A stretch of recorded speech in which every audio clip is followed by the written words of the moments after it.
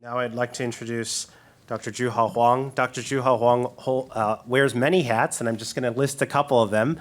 Many of you may not know he actually began his career as a golfer. He was he was so good at golf, he was offered a scholarship to play in college, which he turned down. And then he was offered a second scholarship to play the viola, if I recall correctly. And then he became an R1 funded investigator in ultrasound, actually, a high-intensity focused ultrasound. He spent over 10 years at the University of Washington building a research lab studying ultrasound and its role in destroying cancer cells. And then he moved in 2018 to Stanford University, bringing a clinical as well as a public health interest in gastric cancer and gastric metaplasia. That's how we got connected. And now, now he through the summit and through our work has become quite well known in the community as a gastric cancer and gastric precursor researcher. So I say this just to highlight how extraordinary Joo Ha is in every way. Everything this man sets his mind to, he will accomplish to 100%. So I'm very pleased to introduce my mentor and friend, Joo Ha Hwang. He's That has to be probably the most embarrassing introduction I've ever received, but thank you very much, Rob. I appreciate it. I'll get you back some other time. We got a long, many years to go. So I've given myself the task of discussing secondary prevention, which I think is one of the more controversial topics here in the United States.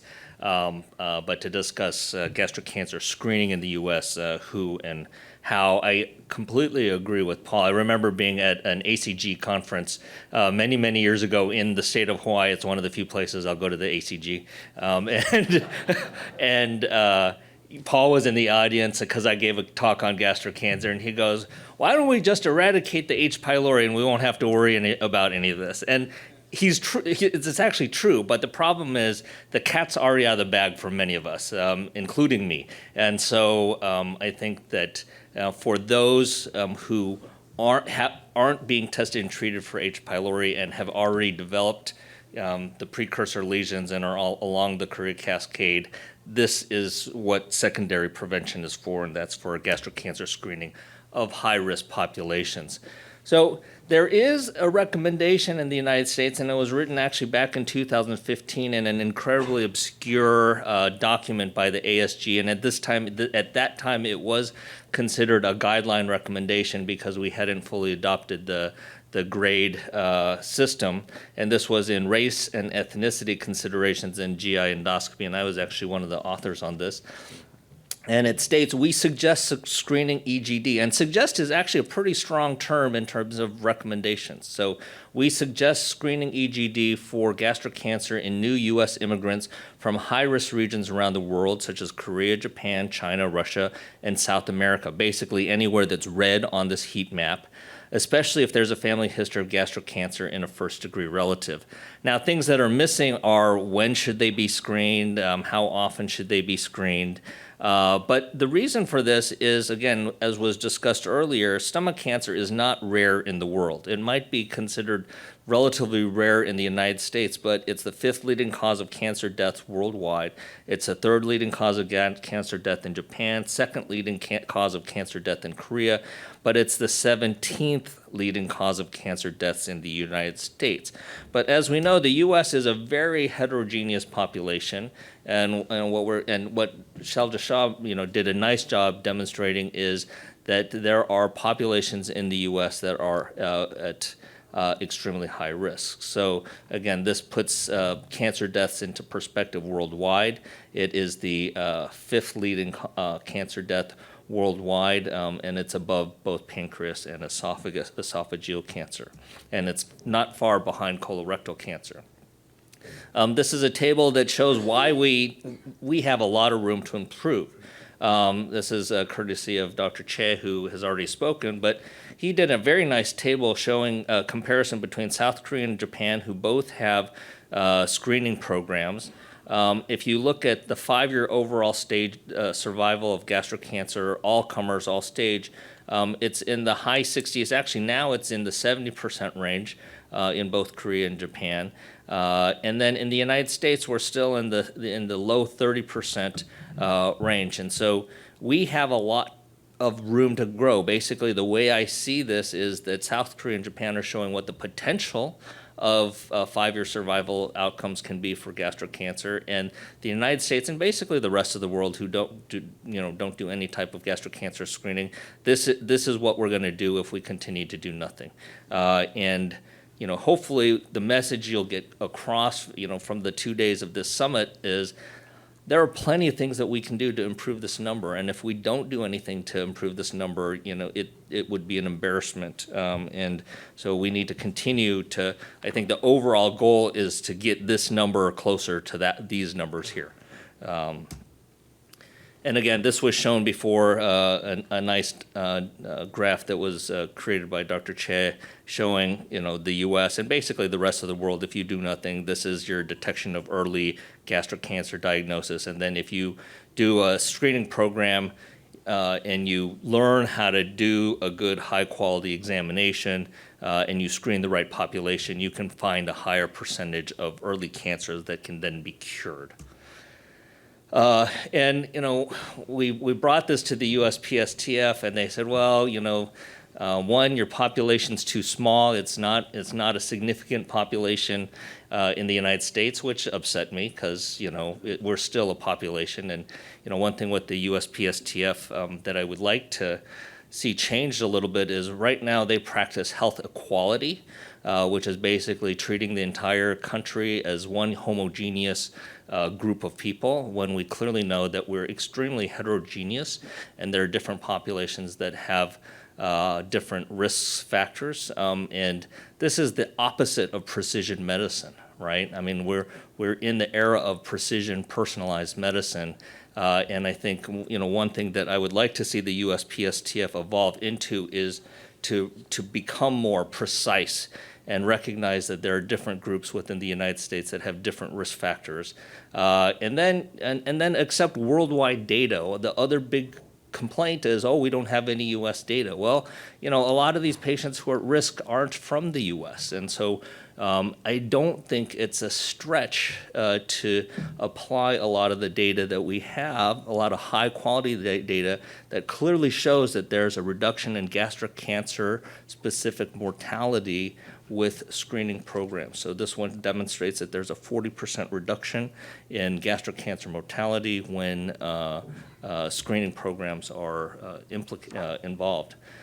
This was a very nice study by Shalja showing this is using California data. So the uniqueness of California SEER data is that we actually disaggregate data, and that's another big important thing that we at Stanford Care are trying to push is the need to disaggregate data.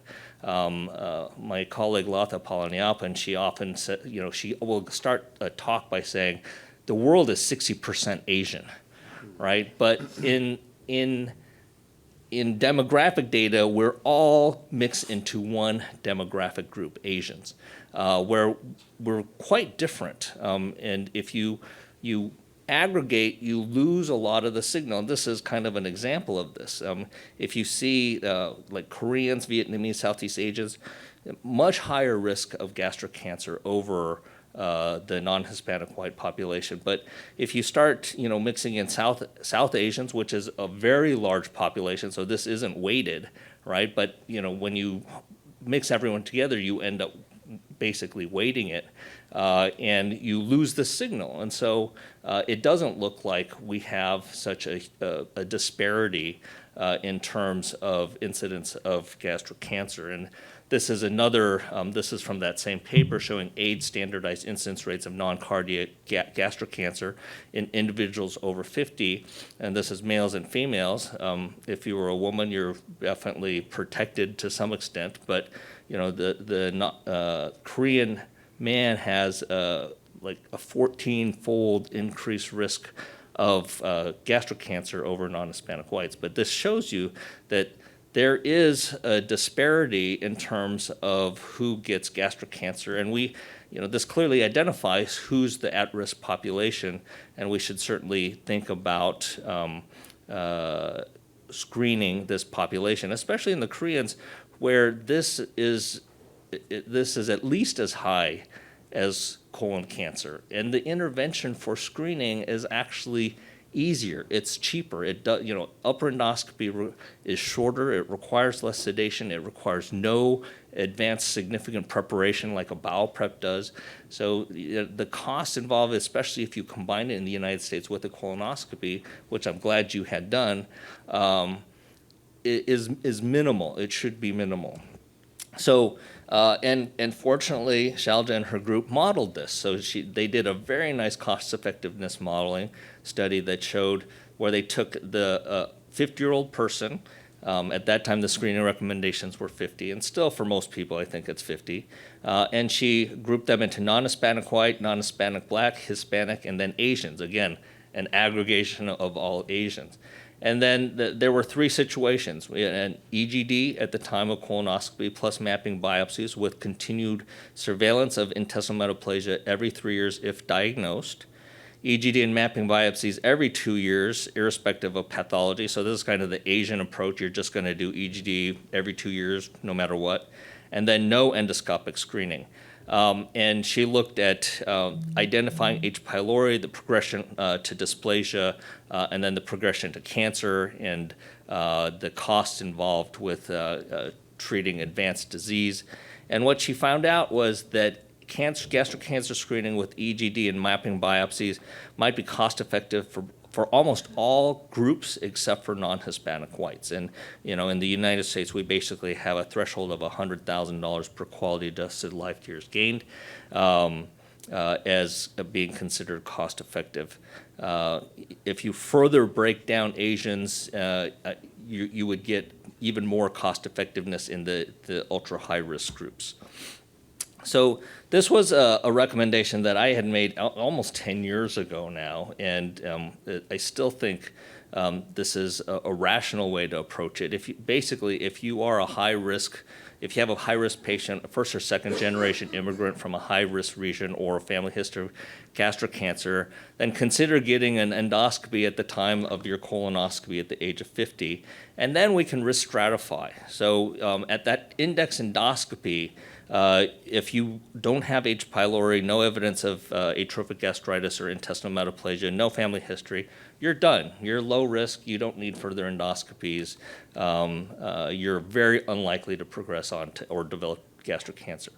If you have H. pylori on that index endoscopy but don't have any pathology, no atrophic gastritis or intestinal metaplasia, and no family history, you want to eradicate the H. pylori and potentially do a repeat endoscopy in 3 to 5 years to see if there are any progressive changes. And if not, again, you fall into the low risk group, and if you do, then you fall into the intestinal metaplasia group. And then on that index endoscopy, if you do have intestinal metaplasia or family history, if you have H. pylori, you eradicate, and then you would get EGD every 2 to 3 years. But then we would need to further risk stratify to determine what your actual interval is. Now, at the time of the biopsy, right now we recommend Sydney protocol biopsies, which basically states 2 antral biopsies, an incisura biopsy, a biopsy on the lesser curvature, mid-lesser curvature of the body, and the biopsy on the mid-greater curvature of the biopsy.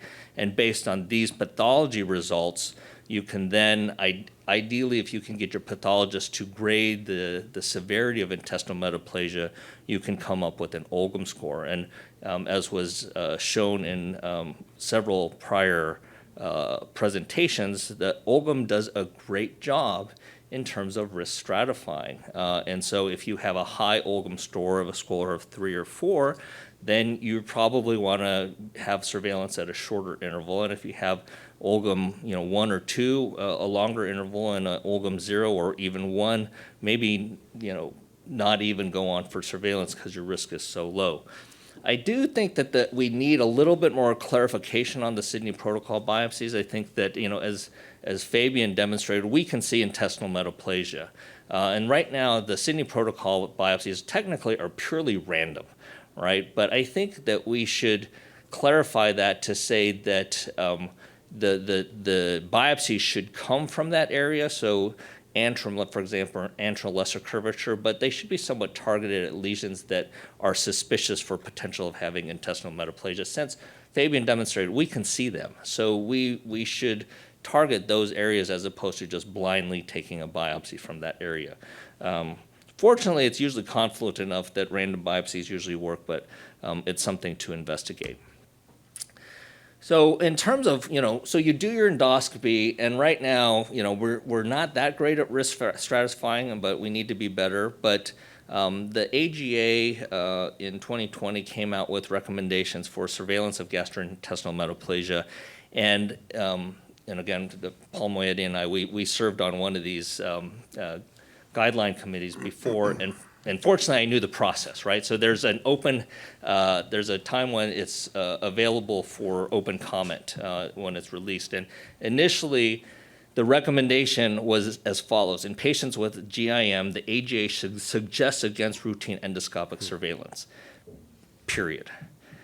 It was conditional recommendation, very low quality evidence, which means basically no one knows, right? And we actually had a problem with this because they didn't accept any of the Asian. If you look at the review, they didn't include any of the data out of Korea or Japan, in large part because they don't take biopsies, and so the diagnosis of intestinal metaplasia didn't exist. But fortunately, we were very active in lobbying and wrote comments, and after our input and gathering people from the community, and I think many of you were involved, we got them to add this statement that patients with intestinal metaplasia at higher risk for gastric cancer, and they made this very verbose, who put a high value on potential but uncertain reduction in gastric cancer mortality, and who put a low value on potential risks of surveillance endoscopies, may reasonably elect for surveillance. Very verbose, and then they go on to show who was at high risk, including racial ethnic minorities and immigrants from high incidence regions. So, I personally would like to, and I don't know how Paul feels about this, but I would like to get his input at some point. We should stop making recommendations that are conditional with very low quality evidence, because I think they can be incredibly misleading and have significant consequences in patient care. And if you look at how you're supposed to interpret conditional recommendations, basically it says that you should do it on an individualized basis, and that it might not be actually the right thing to do. So we have to be cautious with guideline recommendations. So what's missing? We're missing prospective data evaluating the effectiveness of screening high-risk populations in the United States. And so that's always the bugaboo, like we need more prospective data. But getting prospective data for this is very challenging. Fortunately, the NIH is here, and maybe we can get some help with that. We need additional risk stratification, and I think that the world is coming to this. I think even in East Asia, I was just recently at a meeting in Korea, and we had this great discussion on how we manage, intestinal metaplasia or screening in different parts of the world, and it's very different in Japan and Korea versus the rest of the world because they don't do biopsies, and so what they do is they just bring everybody back every 2 to 3 years. But I do think that there is a role for doing biopsies because this can help better risk stratify, because probably even in Japan and Korea, and we saw the burden of cost of doing screening in Korea, it taking up 60-70% of the budget of the national health system for screening. You can probably reduce that by further risk stratifying. So I think eventually the world is going to come and converge on a rational way to both screen and then survey patients with intestinal metaplasia. And so we need to know which patients with gastrointestinal metaplasia are actually at higher risk for progressing onto gastric cancer, because not all will. In fact, most won't. And then we need to do a better job at determining screening intervals, because it's going to be different based on risk features. So in summary, we need to strive for precision medicine in gastric cancer prevention, and One of the battles that I think we need to face is discussions with the USPSTF, because it's really important to get their recommendations, because otherwise this will never be covered as a screening tool, and people will have to pay, substantial copays just to get an upper endoscopy. But we know that gastric cancer screening improves overall survival. It's been demonstrated in Korea, Japan. We know who the high-risk populations are in the U.S. It's primarily East Asians, Hispanics, patients with a family history.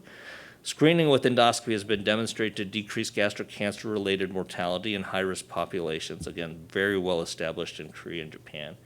We have a pre-malignant lesion that can be screened for and surveyed, as Dr. Meira clearly demonstrated. So gastrointestinal metaplasia is similar to Barrett's esophagus.